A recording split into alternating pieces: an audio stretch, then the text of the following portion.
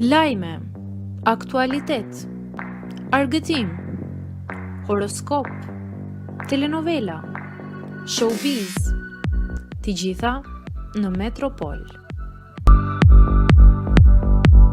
Bëni subscribe në faqen Metropol.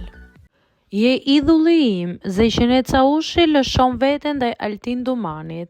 Çfarë ndodhi pas kamerave? Kreu i prokurorisë së posaçme kundër korrupsionit dhe krimit të organizuar Altin Dumani bashkë me 6 prokurorë të posaçëm raportoi pasditën e së martës lidhur me veprimtarinë e institucioneve që ai drejton për gjatë vitit 2024. Së fundmi ka qenë gazetari Myr Zera, i cili ka treguar për paskenat e raportimit dhe atë çfarë ndodhi vërtet në kryesi.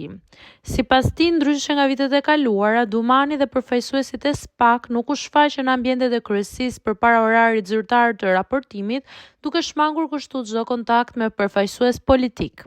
Ata u futën në sallë vetëm 20 minuta përpara nisjes së seancës, madje teksa qëndronin aty derën e lanë të hapur si për të dhënë një sinjal transparence dhe distancimi të qartë institucional. Ndërkohë, gjatë pushimit ndodhi një episod i papritur ku deputetja Zeqenet Caushi, duke haruar pozicionin e saj tashmë si një ligjvënëse në Kuvendin e Shqipërisë, ju drejtua Dumanit duke i thënë që ka qenë idhulli i saj. 2 orë përpara se të mbaronte raportimi i Komisionit të Ligjeve, vjen dhe Altin Dumani bashkë me përfaqësuesit e tjerë të SPAK.